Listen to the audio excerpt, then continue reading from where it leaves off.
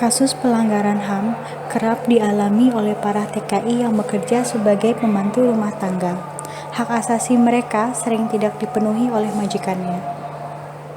Padahal, tenaga kerja Indonesia memiliki hak yang sama dengan orang lain, tetapi hak-haknya seperti tidak terlihat. Mereka adalah manusia yang juga membutuhkan keadilan di dunia ini. Berikut adalah contoh-contoh kekejaman pada TKI.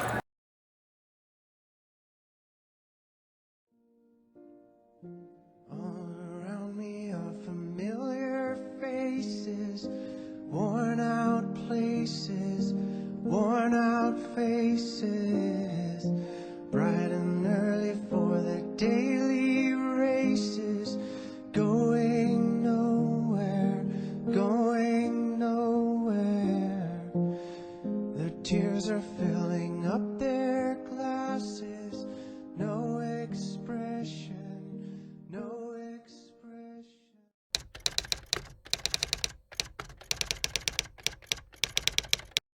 Dengan sejumlah persyaratan, pembatasan umur, harus kewajiban keterampilan, TKI harus diasuransikan, pelaksana penempatannya mesti memenuhi syarat ABCDEF dan sebagainya. Selain pencegahan yang seperti itu, juga termasuk pencegahan orang yang berangkat ke luar negeri tanpa memenuhi syarat. Kami kerjasama dengan polisi, kami kerjasama dengan imigrasi supaya tidak meloloskan orang-orang yang diduga mau bekerja ke luar negeri namun tidak menggunakan persyaratan.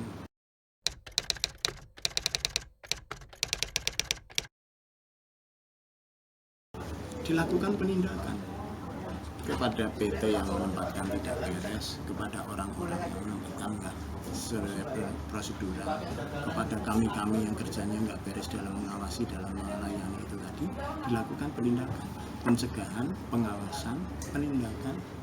Itu upaya-upaya kita untuk memberikan perlindungan kepada TKI. Samping itu juga fasilitasi penyelesaian masalah. Kita memberikan bantuan hukum. Pertama kali tentu saja itu kan kasus kita bisa samakan dengan RW-nya. RW-nya di sana disiksa, kemudian oleh majikannya dipulangkan langsung melalui airport ke Indonesia, dikasih tiket. Kemudian jika itu RW-nya sampai di Indonesia, dia mengadukan, kemudian pemerintah Indonesia koordinasi dengan pemerintah Hong Kong, majikannya ditangkap, RW-nya dijadikan saksi untuk tindakan itu. Saat ini sedang proses penyidikan. Kadang-kadang kita mentok di kendala-kendala. Kendala apa saja misalkan? Pertama, TKI-nya berangkatnya nggak melalui proses yang benar, sehingga tidak tercatat siapa PT yang menempatkan. Karena nggak tercatat PT yang menempatkan, nggak ngerti juga siapa di sana agen yang menyalurkan dan kepada siapa dia disalurkan. Kalau sudah gitu kan, kalau hanya dikenal misalkan siapa majikanmu namanya Madam Laila, umpamanya ya, mencari Madam Laila di satu negara itu nggak mudah.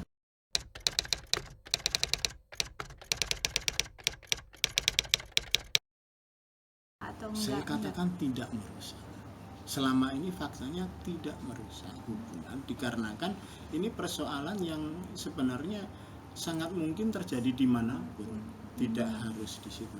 Yang merusak itu kalau misalnya ya pihak satu negara asing mengirim, menyelundupkan teroris ke Indonesia, terorisnya ketangkep, ketahuan dia diutus oleh negara tersebut, baru itu menjadi Peran pemerintah Indonesia dalam melindungi hak asasi TKI di luar negeri sudah maksimal.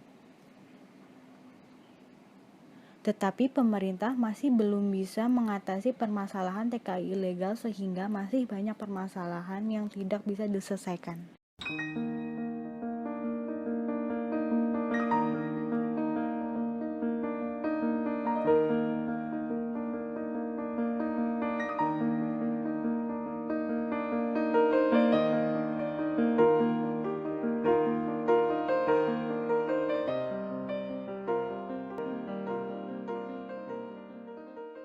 Created using Powtoon.